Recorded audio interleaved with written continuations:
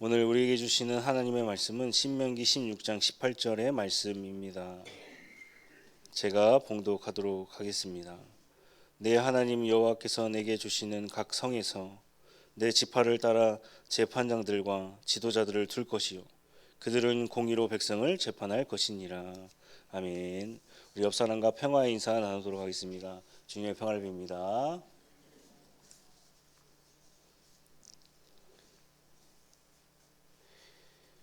믿는 사람들은 세상 사람들과 다르게 다른 시간관을 가지고 있습니다.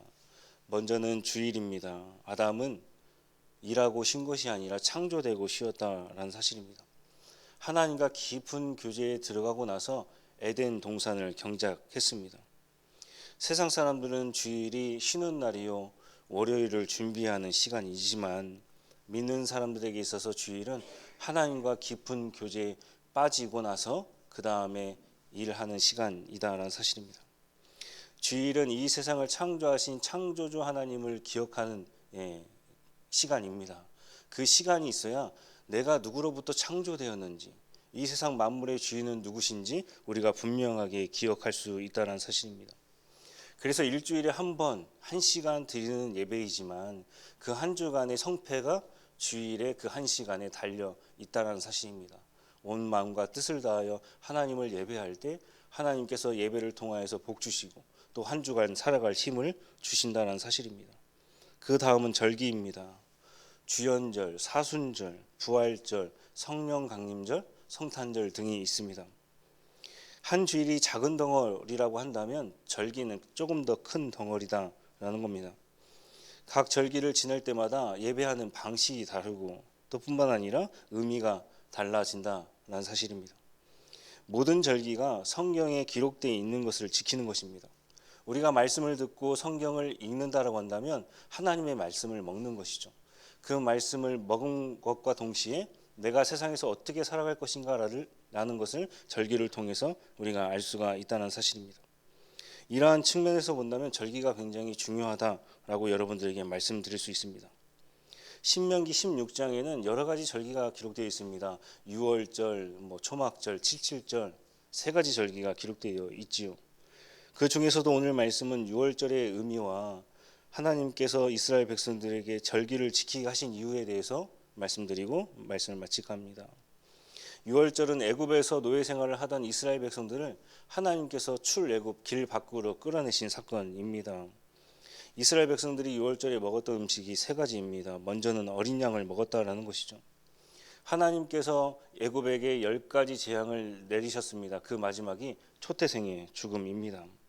이스라엘 백성들은 아무런 해를 받지 않았습니다. 왜 그렇습니까? 문설주에 어린 양의 피를 발랐다라는 겁니다. 어린 양의 피를 바르지 않았던 가정도 있었을까요? 물론 있었을 것입니다. 하나님께서는 이스라엘 백성들에게 유월절에 어린 양을 먹게 하여 주셨습니다. 왜 유월절에 어린 양을 먹었을까요? 유월절은 죽음에서 새 생명으로 다시금 나의 생명이 옮겨진 날을 기념하는 날입니다. 어린 양을 먹었다라는 것은요, 그 백성들이 피로 말미암아 구원을 얻게 되었고 하나님의 은혜와 은총으로 출애굽 받게 되었다라는 사실을 기억하며 살아가야 된다는 뜻을 담보하고 있습니다. 하나님의 구원의 시작은 어린 양의 피 흘림에서 시작이 되었다라는 것이죠. 그래서 신약에 와서는 누구의 피가 있어야 됩니까? 예수 그리스도의 피로 말미암아 우리는 구원을 받을 수 있다라는 사실입니다. 피 흘림이 없이는 죄사함이 없었다라는 것이죠. 그 다음은 무교병을 먹었습니다. 누룩을 넣지 않는 빵을 먹었으니 얼마나 맛이 없었겠습니까? 주님께서 말씀하십니다. 너희는 바리새인들과 헤롯의 누룩을 주의해라. 또 말씀하여 주셨습니다. 천국은 마치 여자가 가루 서말을 속에 갖다 넣어 전부 부풀게 한 누룩과 같으니라. 성경은 누룩을 좋게도 이야기하고 굉장히 나쁘게도 이야기합니다. 누가 칼을 잡느냐에 따라서 그 의미가 달라지는 것과 비슷합니다. 그런데 오늘 말씀은 누룩에 대해서 굉장히 좋지 않은 의미를 우리들에게 설명하고 있다라는 것이죠. 누룩은 옛 구습입니다. 이스라엘 백성들은 노예였지만 출애굽하여서 이제 하나님이 주시는 은총으로 말미암아 자유인이 되었습니다. 그런데 옛 구습을 벗어버리지 못하고 옛날을 따라가면 어떻게 되겠습니까? 그것을 버려야 된다라는 사실입니다. 마지막으로 쓴 나물을 먹었습니다. 애굽에서 생활이 굉장히 녹록지 않았다라는 것을 기억하는 것입니다. 여러분들은 어떤 나물을 좋아하십니까? 요즘에 시금치가 맛있더라고요. 냄비에 살짝 데쳐서 국간장 2스푼, 뭐 조금은 마늘 조금 넣고 소금 조금 해서 먹으면 참 맛있습니다. 그런데 쓴 나물을 먹으라 하신 이유가 있다라는 겁니다. 과거 이스라엘 백성들의 삶이 굉장히 썼다, 힘들었다라는 것을 의미한다라는 것이죠. 이것은 과거로만 끝나는 것이 아닙니다. 지금도 유대인들은 유월절을 지키며 쓴 나물을 먹게 된다는 것이죠. 나와는 상관없지만 과거의 내 조상들이 애굽에서 굉장히 힘들었다는 사실을, 내 조상은 노예였다는 사실을 잊지 않고 살아가야 된다는 사실입니다. 특별히 쓴 나물과 무교병을 먹을 때에는 급하게 먹어야 된다는 것이죠.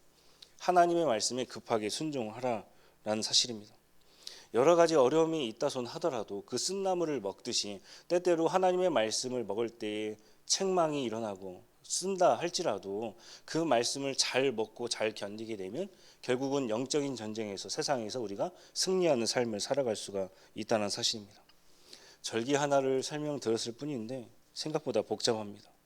어린 양을 먹고 누룩 없는 떡을 먹고 쓴나물을 먹게 됩니다. 그런데 왜 이렇게 복잡하게 절기를 지켜야 하는 것일까요? 출애굽기 20장 2절 말씀입니다. 나는 너를 애굽 땅 종 되었던 집에서 인도하여 낸 내 하나님 여호와니라.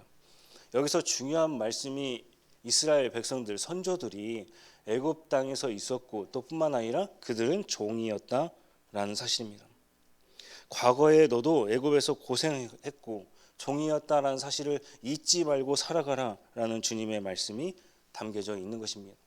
개구리는 올챙이적 생각을 못합니다. 그러나 너는 기억하라라는 겁니다. 사람은 조금만 잘 되면 교만해집니다. 높은 자리에 올라가게 되면 그 위치 때문에 조금 이상하게 되지요. 그러나 하나님께서 말씀하신 것처럼 말씀 듣는 우리도 죄의 종이었고 애굽에서 종이었다라는 사실을 기억하면 사람이 교만해지지 않습니다.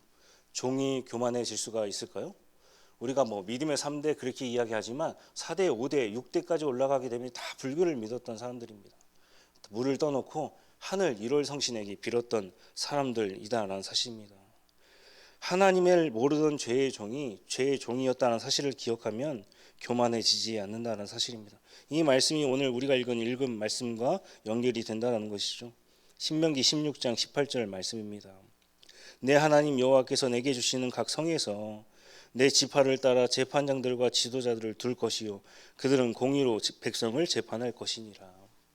하나님께서 이렇게 말씀하신 이유가 무엇일까요?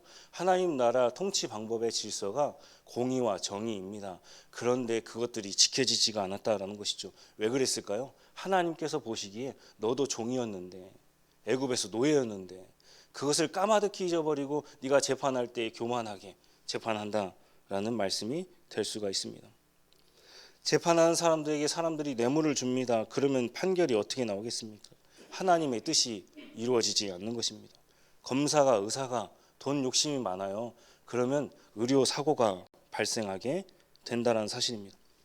재판장보다 높은 사람이 재판에 관여를 합니다. 그러면 재판이 어떻게 나올까요? 재판하는 사람들이 가져야 될 가장 첫 번째 심정은 너도 애굽에서 종이었고 너도 힘들었기 때문에 가난한 사람들의 목소리를 들어줘라 라는 것이 하나님의 정의와 공의의 통치의 방법이었다는 사실입니다. 그런데 이스라엘 백성들은 그렇게 하지 않았다라는 사실입니다. 사실 국가 시스템에 있어서 법치주의는요 굉장히 좋지 않은 것입니다.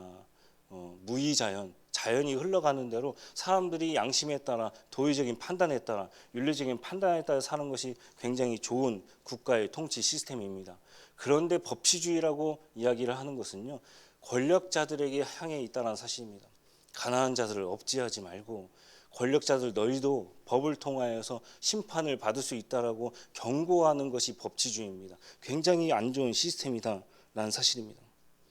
원칙주의자라는 말이 있습니다. 때때로 약간의 진보적인 성향을 가지고 있는 사람들에게 원칙주의가 보이는 것은 저만의 생각일까요? 그때그때마다 법 시스템이 다르게 해석되고 다르게 원칙이 되는 것은 자신이 하나의 권력을 일원화해서 그때그때마다 자신이 쓰겠다라는 생각이 될 수가 있다는 것입니다. 이스라엘 백성들 참 많은 불평을 쏟아냈습니다. 고기가 없다 불평하고 물이 없다 불평했습니다. 심지어 애굽에 있는 고깃가마에서 고기를 주워 먹을 수 있었는데 하나님께 그렇게 불평합니다. 입에 풀칠은 할 수 있었지만 그들은 애굽의 노예의 신분이었습니다. 그러한 이스라엘 백성들을 하나님께서 자녀 삼아 주시고 출애굽시켜 주셨다는 사실입니다. 광야에서 만나와 메추를 먹게 하여 주셨고 또 뿐만 아니라 반석에서 나오는 물을 마시게 하여 주셨습니다. 하나님이 다 해결해 주셨습니다. 그런데 믿음 없는 이스라엘 백성들은 하나님의 구원의 은총 대신에 노예 생활을 그리워했다라는 것입니다. 자유 대신 그저 내 입에 풀칠만 할 수가 있다라고 한다면 노예의 삶이 좋았다라는 것이죠. 하나님께서는 이스라엘 백성들의 부르짖음을 들으시고 모세를 선택하여 주셔서 그들을 출애굽시켜 주셨다는 사실입니다. 여기서 중요한 것은 그들의 부르짖음을 들으셨다는 겁니다. 더 정확히 말씀드리자면 가난하고 연약하고 약한 사람들의 그 기도 소리를 들으시고 하나님께서 천국 보좌에서 이 땅 가운데 내려와 그들의 부르짖음을 들으셨다라는 사실입니다. 그래서 이스라엘 백성들에게 말씀하시는 겁니다. 너희 조상도 애굽에서 종이었기 때문에 지금 너희가 높은 자리에 있다 할지라도 가난한 사람들의 그 목소리를 들어줘라 라고 말씀하고 있다는 사실입니다. 신앙은 이렇게 귀결이 됩니다.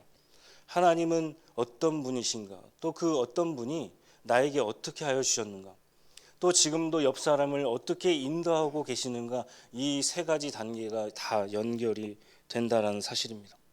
사람은 자신이 받은 것은 까마득하게 잊어버립니다. 그런데 내가 남에게 해준 것만 기억한다라는 것입니다.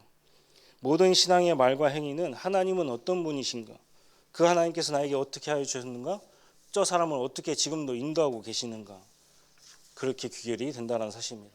우리가 믿음을 논할 때 내가 믿는 믿음과 하나님께서 나를 믿어주시는 믿음으로 살아가는 것이지만 믿음을 받침을 티귿으로 우리는 바꿔야 된다는 사실입니다. 밑바닥 인생들의 소리를 듣는 것이 믿음이다라는 사실입니다. 하나님께서는 여러분들이 밑바닥에 있을 때 그 기도의 소리를 들으시고 지금까지 인도해 주셨습니다. 신앙의 성숙은 나만 생각하는 것이 아닙니다. 내 부서만 생각하는 것이 아니다라는 사실입니다.